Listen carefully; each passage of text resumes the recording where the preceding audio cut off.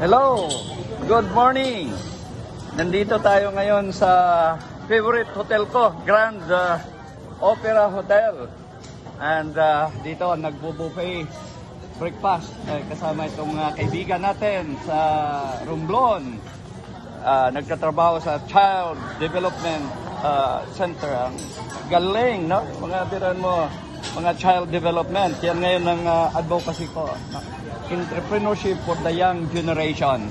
Interviewin muna natin to yung mga kumakain dito sa Romblon. Okay, ma'am, magandang umaga. So, I'm lucky, no?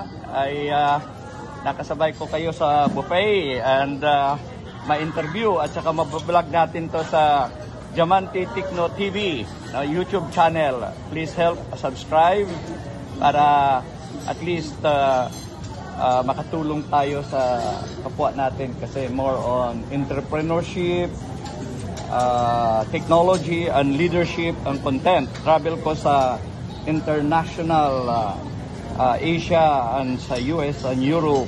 Okay, ma'am. Ano pangalan niyo, ma'am? At saka saan kayo sa Romblon? Ako po si Banji, taga Calatrava po. Okay. Si ma'am naman? Mary Ferriol from Ojongan, Romblon. Shout out sa aming Mayor Trina Fermalo. Hello dyan sa kay Mayor ng Romblon.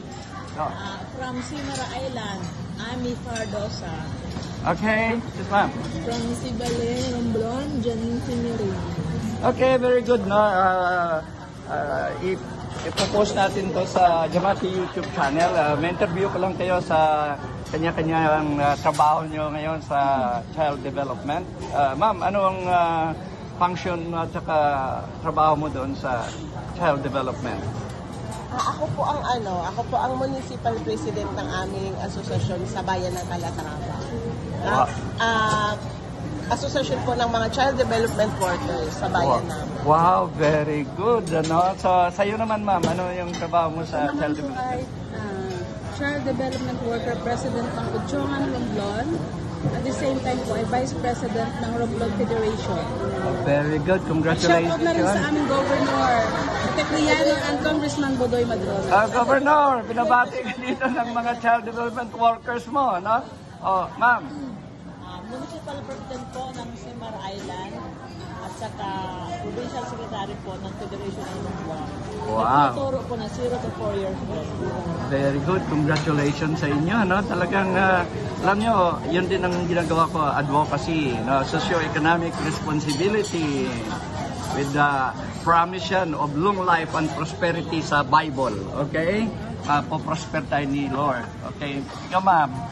Municipal President din po ako ng Sibale. Ako yung tagapaghatid din ng balita sa aking mga